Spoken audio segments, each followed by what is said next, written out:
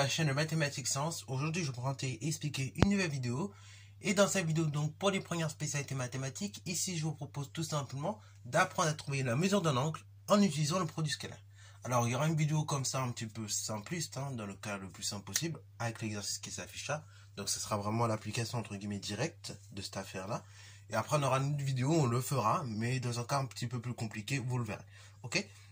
Donc, du coup, ici, dans chaque cas, il s'agit de trouver une mesure, donc en degrés, de l'angle ABC, donc dans les trois cas qui vous sont donnés. Ok? Donc, pour cela, je vous laisse mettre la vidéo en pause, on vous donne un certain nombre de données, et après, donc, à vous de retrouver la mesure de l'angle. Bien évidemment, ici, je précise, au niveau de la rédaction, on va essayer d'être le plus irréprochable possible et d'avoir la rédaction la plus rigoureuse possible. Ok? Bon, à vous.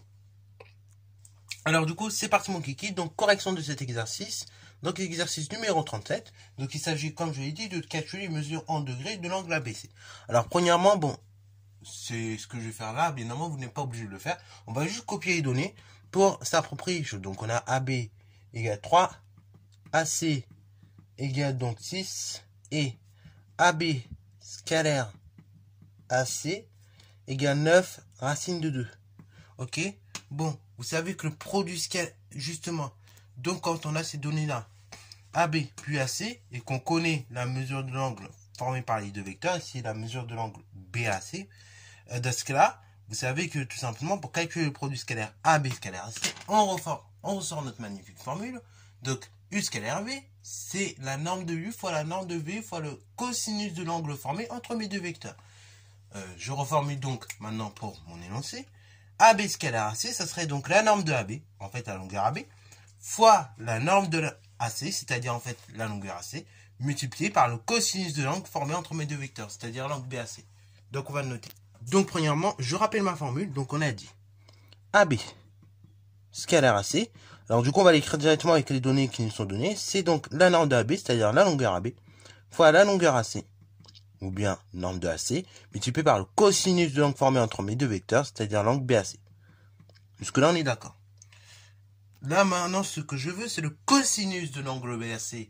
Et bien, ce qui me dérange, c'est quoi? C'est la multiplication par la longueur AC et par la longueur AB. Donc, je vais tout simplement éliminer la multiplication par AB et par AC. Donc, en divisant par AB et par AC. Ainsi, ça va me donner la chose suivante. Donc, cosinus de l'angle BAC.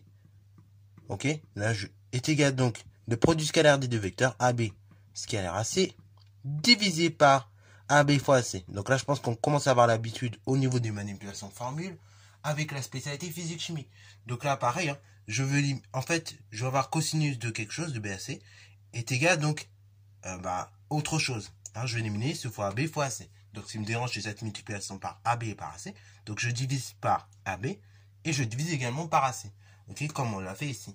Et j'oublie pas qu'au numérateur, j'ai dit AB scalaire AC du coup. Ok. Alors du coup, on peut même mettre des équivalences comme ceci. Donc là, maintenant, ceci équivaut à la chose suivante. Cosinus de l'angle BAC. Du coup, on remplace par les données qui nous sont données. C'est magnifique. Donc AB scalaire AC, on dit que ça fait 9 racines de 2. AB fois AC, du coup, c'est la longueur AB, 3, fois la longueur AC, 6. Alors, on va essayer de simplifier un petit peu. Cela équivaut donc à la chose suivante. Cosinus de l'angle BAC est égal à la chose suivante. Donc, ça fait, comme on a dit, 9 racines de 2 sur 3 fois 6, 18. Mais on peut écrire également 18 comme 9 fois 2. Tout simplement. Et là, je vais simplifier en fait le 9 au numérateur avec le 9 au dénominateur. Et ainsi, je tiens cosinus de l'angle BAC qui est égal à la chose suivante. C'est égal donc à racine de 2 sur 2. Ok? Moi, c'est pas cosinus de l'angle de BAC que je veux. C'est tout simplement donc l'angle BAC. Alors du coup, pour avoir l'angle BAC, du coup, on va effectuer cos moins 1, ou bien arcos, pour certaines calculatrices. Donc là, ici, j'ai un réel, ok? Et je veux savoir la mesure de l'angle. Donc là, ce dont je vais faire, je vais regarder d'abord le réglage de ma calculatrice. Ici, vous voyez, on est tout simplement en radian, RAD. Donc là, je vais rechanger le mode, donc en allant d'un mode, et en mettant un degré ici, ok? Donc là, voilà, je mets sur le degré comme vous pouvez voir ici. Je clique sur Enter pour le faire. Et là, maintenant, ma calculatrice, vous voyez en haut, elle est placée en mode degré.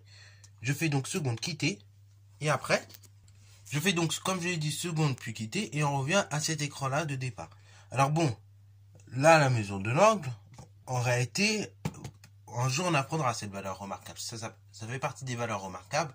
Bon, ici, comme on n'a pas traité encore le cas des valeurs remarquables, bon, on va pas s'amuser à rentrer dedans. Mais voilà, on sera amené peut-être un jour à traiter ce cas-là. De cosinus de pi, enfin de racine de 2 sur 2. En tout cas, nous, on va le faire sur la calculatrice pour avoir la valeur de l'angle correspondant. Donc, je fais trigonométrie. Après, donc, j'appuie sur la touche numéro 5, cosinus x pour moins 1. Et après, donc, je mets le nombre indiqué, hein, donc racine de 2 sur 2. Je ferme ma parenthèse et j'ai la mesure, donc 45 multiplié par 18,1, autrement dit 45 degrés. Ok, donc là on va la rédiger proprement. Hein.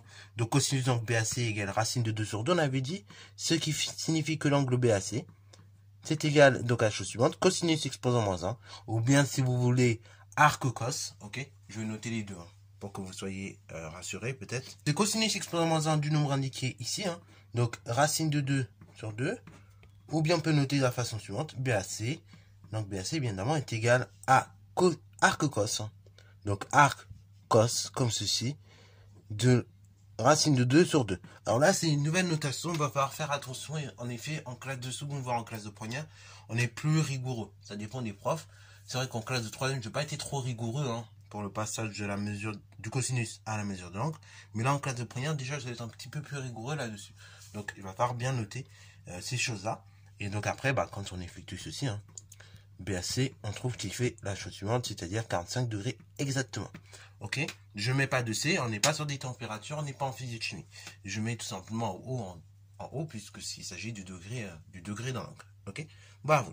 Donc ça c'est pour le premier cas. Bon, du coup je pense que tu as compris le principe. Maintenant, bah, on va faire ça pour les deux autres cas. Donc là pareil, tu peux revenir au départ pour voir du coup l'exercice en question, le deuxième cas. Et après, donc on va essayer de le faire ensemble, et bah, si tu as bien compris le principe. Ok, voilà. Alors, enfin, tu peux le faire de ton côté, vu que tu as bien compris le principe, j'espère. Et si tu n'as pas trop bien compris le principe, on va le faire ensemble. Alors, du coup, cas numéro 2, on donne la chose suivante, AB égale 2, AC égale 5. Et AB scalaire AC égale 8. Donc là, on nous précise déjà d'emblée que le résultat à la mesure de l'angle, on va la donner donc au degré près. Ok, bah voilà, on va donner une valeur approchée au degré près de la mesure de l'angle. Donc là, du coup, ça veut dire que certainement, on va pas obtenir quelque chose d'exact, déjà. Ça peut nous aider. Bon, bah déjà, qu'est-ce qu'on sait? Bah, on sait encore la même chose, en fait. Hein. AB scalaire AC, on rappelle, c'est la norme de AB, la longueur AB, en fait, multipliée par la longueur AC, ou la norme de AC, multipliée par le cosinus formé entre mes deux vecteurs, c'est-à-dire, en fait, le cosinus de l'angle BAC. Ici, je cherche le cosinus de l'angle BAC, donc ça fait que cos de l'angle BAC, c'est égal à la chose suivante, ce sera toujours AB scalaire AC. Parce que lui, il était toujours sur mon de gauche tout seul. Par contre, là, ce qui me dérange, c'est AB fois AC. Donc, je vais diviser par AB fois AC. Ainsi, donc là, équivaut à, bien évidemment, on n'oublie pas, équivaut à cosinus de l'angle BAC est égal à la chose suivante. AB scalaire AC nous était donné, c'était donc ici, que je ne me trompe pas, c'était pas 8 d'ailleurs, c'était moins 8. Donc ici, c'était moins 8, que l'on divise par AB fois AC. AB, ça fait 2, multiplié par AC, ça fait donc 5. Si j'effectue le calcul, ça fait moins 8 sur 10. Ce qui fait la chose suivante. Donc, si on simplifie un petit peu, moins 4 cinquièmes. Ok. Moi, je veux la mesure, du coup, de l'angle associé. Donc, ici, BAC. Ce sera égal à cosinus exposant moins 1 de moins 4 cinquièmes. Et donc là, normalement, on doit trouver une mesure, on va dire, déjà plus grande que 90 degrés. On expliquera un petit peu plus tard dans l'année pourquoi. Donc là, je vais effectuer comme tout à l'heure cosinus exposant moins 1 de 90 degrés, enfin de moins 4 cinquièmes, et on va voir la valeur que ça nous donne en degrés. Ok, donc là, je tape la valeur, et après, bah, je vais vous dire le résultat comme ça. Donc là, au degré près, du coup, si j'arrondis, hein, ça fait environ 143 degrés. Ok, bravo. Voilà, donc ça c'est pour le second cas. Maintenant, on va aller au troisième cas. Donc là, pareil, si tu as compris le principe maintenant à présent, tu peux mettre la vidéo en pause, revenir en arrière pour avoir l'énoncé du troisième cas. Et donc après, essayer de le faire tout seul. Si tu n'y arrives pas, on va le faire tout simplement ensemble et expliquer la démarche. C'est parti mon kiki. Donc ici, on a AB égale 3, AC égale 7 et AB scalaire AC égale 0. Donc là, déjà, AB scalaire AC égale 0 signifie que les vecteurs AB et les vecteurs AC sont égales, enfin, comment dire, les vecteurs AB et AC sont orthogonaux. Et cela signifie on peut déjà le prévoir d'avance, d'emblée, même sans faire de calcul. Du coup, vu que les vecteurs A, B et AC, des droites dont les vecteurs directeurs sont A, B et AC, et bah tout simplement, les droites en question seront perpendiculaires. Et comme ça, il y aura un angle de 90 degrés, donc au niveau de l'angle BAC. Bon, ça, c'est ce que l'on peut constater de façon directe quand on va en produit scalaire égale 0. Nous, on va le montrer, justement, on veut déterminer la mesure de cet angle par calcul. Donc nous, on va montrer par calcul que ça fait bien 0. Ok. Et du coup, que la mesure associée, hein, et bah, c'est forcément 90 degrés. Ok. Donc c'est parti, mon kéké. Donc je rappelle, AB scalaire AC, toujours la même chose, hein. C'est la norme de AB, donc la longueur AB en fait, multiplié par la longueur AC, multiplié par le cosinus de l'angle formé entre mes deux vecteurs, c'est-à-dire le cosinus de l'angle BAC. Là, je cherche le cosinus de l'angle BAC, donc je multiplication par AB, je multiplication par AC, je divise par AB, je divise par AC, donc pour avoir juste le cosinus de l'angle BAC. Ok, ça fait cosinus de l'angle BAC est égal donc AB scalaire AC divisé par AB fois AC. C'est-à-dire cosinus de l'angle BAC est égal donc à la chose suivante. AB scalaire AC, on a dit 0, divisé par AB fois AC. Donc AB faisant 3, AC faisant 7. Donc on peut effectuer même le calcul de façon directe. Hein. Donc 3 fois 7 si on veut, ou bien 21. Bon, de toute façon, cosinus de 0 sur 21, 0 sur 3 fois 7, peu n'importe le nombre, hein. Si on a 0 numérateur, le quotient, on le rappelle, il est nul. Donc ça fait que maintenant, si je veux avoir la mesure de l'angle BAC, eh ben, il suffit d'effectuer l'opération inverse. Hein. BAC, c'est cosinus exposant moins 1 de 0, hein. Ok, de l'angle BAC, c'est-à-dire cosinus moins 1 de 0. C'est-à-dire tout simplement, en réalité, ça nous fait 90 degrés. Et voilà, voilà, pour la démarche, pour l'explication de façon rigoureuse. Ok, on aurait pu s'en douter, hein, produit scalaire égale 0, donc un angle de forcément 90 degrés. Mais là, on l'a montré, vous voyez, par calcul. Et c'est comme ça qu'on demande pour cet exercice. Voilà, donc j'espère que cette vidéo t'a plu. Si c'est le cas, n'hésite pas à la liker, commenter et balance à toi en mathématiques et en sciences. Petite précision également, dans un dernier temps, je voulais ajouter, concernant donc la manipulation des formules. Soit on peut faire comme ça, comme j'ai fait ici, c'est plus rigoureux, parce qu'en général, en sciences, on aime bien d'abord manipuler avec des lettres, puis remplacer avec les valeurs directement. Ou soit, bon, on peut très bien le faire, voilà, parce qu'on n'a pas spécialement envie de se casser la tête avec des formules.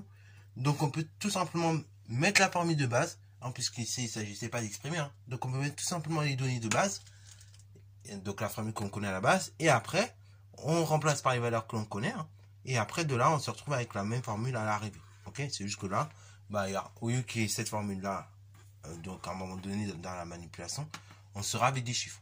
Donc voilà, c'est vous qui choisissez. On est libre plus ou moins de faire ce qu'on veut. On n'est pas en spécialité physique-chimie, où la plupart du temps, bah, on vous pénalise parce que vous n'avez pas fait la manip avant de remplacer par les valeurs. Ok, voilà. Donc sur ce, c'est la fin de cette vidéo. J'espère que ça vous a plu. Et si c'est le cas, n'hésitez pas à la liker